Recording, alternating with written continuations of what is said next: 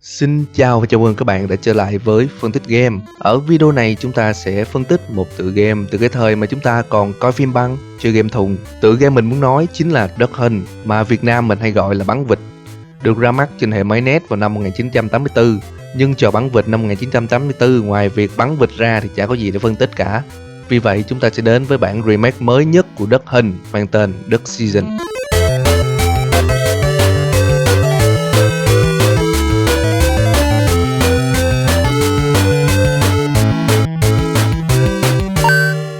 Phát triển bởi Stress Level Zero và ra mắt vào tháng 9 năm 2017. Nhân vật chính là một cậu bé tên là David, được mẹ thuê cho một băng game Duck Season. Và nếu bạn đã chơi game thì có lẽ bạn sẽ biết Duck Season không đơn giản chỉ là một tựa game bắn vịt. Thì sau khi chơi hết game, mình đã sử dụng cuốn sách Kid Wizard để có thể khám phá toàn bộ không gian trong game, đồng thời đặt ra câu hỏi chuyện gì đã xảy ra ở trong Duck Season. Theo mình nghĩ, tất cả những gì xảy ra trong game đều là chúng ta được nghe kể lại.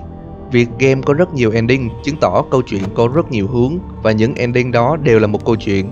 Manh mối khiến mình nghĩ ra điều này là do ngay từ lúc vào game, chúng ta không đứng ở phòng khách nhà David mà đang đứng ở một căn phòng giống như rạp chiếu phim, và vị trí của chúng ta giống như một người được xem lại câu chuyện.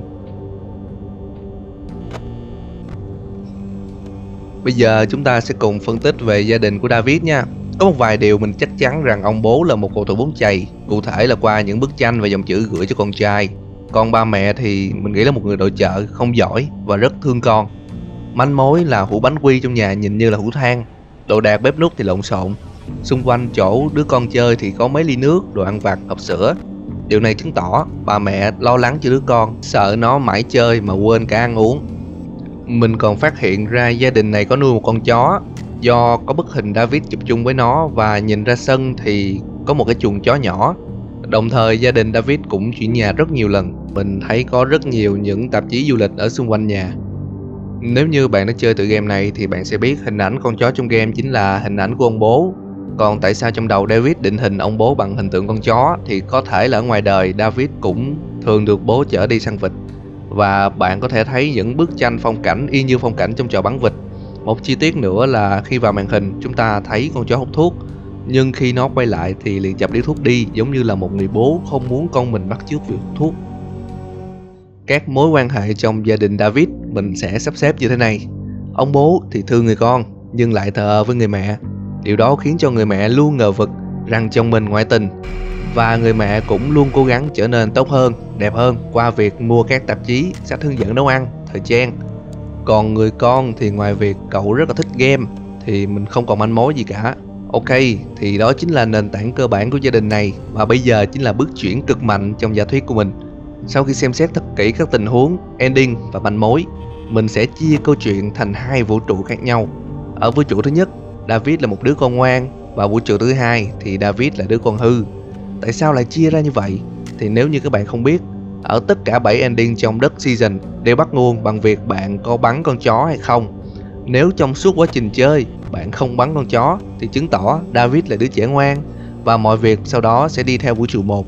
Còn nếu bạn bắn con chó thì dù chỉ một viên, David sẽ mặc định là đứa trẻ hư và cốt truyện sẽ theo vũ trụ 2.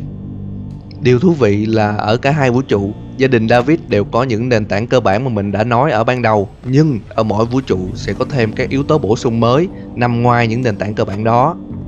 Bây giờ chúng ta sẽ đi sâu vào vũ trụ 1. Nếu không bắn con chó đồng nghĩa với việc David là đứa trẻ ngoan. Đồng thời có hai ending xảy ra. Ending đầu tiên trong vũ trụ 1 đó chính là ending Festa. Ở ending Festa chúng ta sẽ thấy sau khi chơi hết các màn game thì David được mẹ gọi đi ngủ, và hôm sau lại có một tựa game mới để chơi. Để ý trong câu nói cuối cùng của người mẹ trước khi chúc David ngủ ngon, chúng ta sẽ nghe thấy câu I would have shot that annoying dog. Điều này chứng tỏ người mẹ đã gợi ý cho David bắn con chó trong game để mở thêm những ending khác, và những ending này nằm trong vũ trụ 2. Ending thứ hai ở trong vũ trụ 1 chính là ending Nook. Sau khi chúng ta dùng súng bắn nổ mặt trời, chúng ta sẽ thấy David bị lạc trong một vùng sương mù rộng lớn, và cậu chạy xung quanh đồng thời gọi những cái tên như Alex, Kevin, Brandon, Jack. Một hồi sau thì chúng ta thấy con chó đi đến gần Kevin và logo Stress Level Zero hiện lên. Nhưng nếu chịu khó nhìn ở phía sau logo, chúng ta sẽ thấy con chó đang an ủi David. Và giả thuyết của mình lúc này chính là hình ảnh mặt trời tượng trưng cho sự thật, cho những cảm xúc ở sâu trong tâm trí. Và khi bắn mặt trời nổ, đồng nghĩa với việc những cảm xúc đó tràn ra. Vùng sương mù chính là mô tả tâm trí của David. Những cái tên mà cậu gọi có thể là những người bạn cũ do chuyển nhà quá nhiều nên không còn được gặp nữa. Sương mù bao phủ giống như sự cô đơn lạc lõng bao quanh David, và lúc này con chó với vai trò là người bố đã đến bên cạnh David và an ủi con mình. Ở trên mạng thì họ nói rằng con chó bị mắc kẹt ở trong trò chơi và hiểu được cảm giác cô đơn nên đến an ủi David.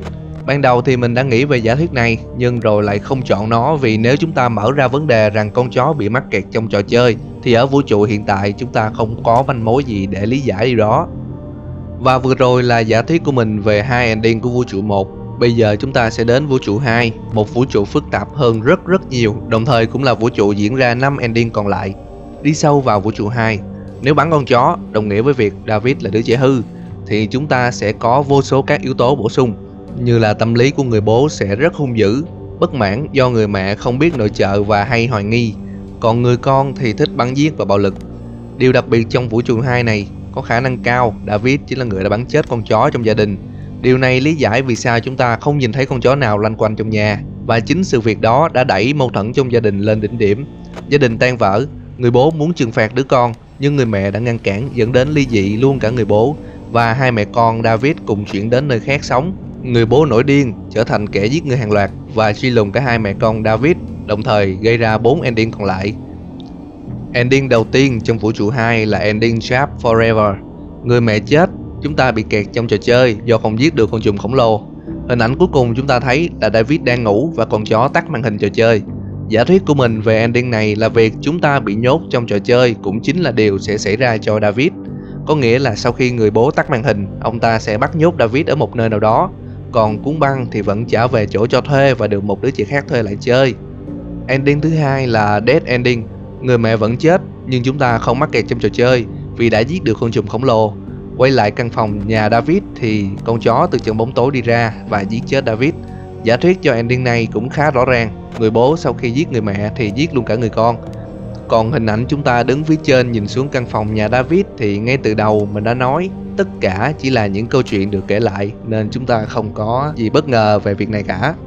Ending thứ ba là ending Revenge at Last. Người mẹ vẫn chết, chúng ta hạ được con trùng khổng lồ, đồng thời quay lại thế giới thực. David đánh bại con chó và chôn người mẹ, sau đó bỏ nhà ra đi. Giả thuyết của mình trong ending này là David sau khi thấy mẹ mình bị giết thì đối mặt trực tiếp với người bố và hạ gục ông ta.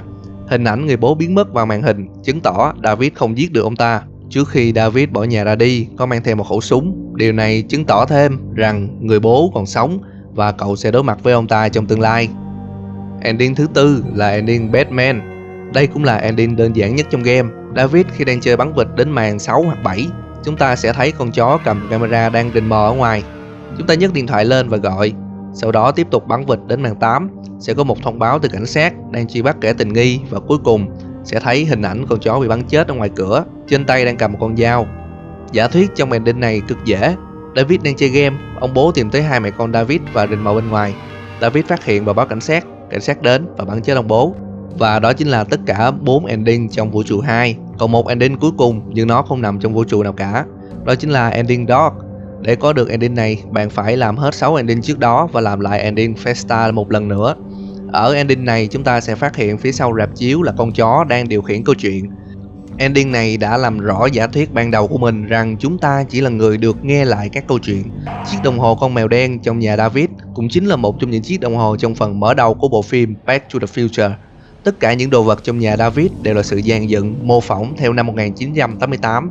Nhưng có một album nhạc trên kệ là của năm 2015. Theo giả thuyết của mình, con chó đằng sau rạp chiếu chính là David sau khi lớn lên. Anh trở thành một nhân viên trong rạp phim, tự mô phỏng căn phòng của chính mình ngày xưa và kể lại câu chuyện của mình theo nhiều hướng khác nhau. Đó chính là giả thuyết của phân tích game để giải thích 7 ending và trả lời cho câu hỏi chuyện gì đã xảy ra trong Dark Season.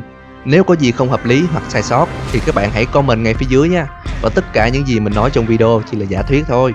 Đừng quên để lại một like, share và theo dõi cho phân tích game. Mình là Zino và chúng ta sẽ gặp lại nhau ở video sau nha.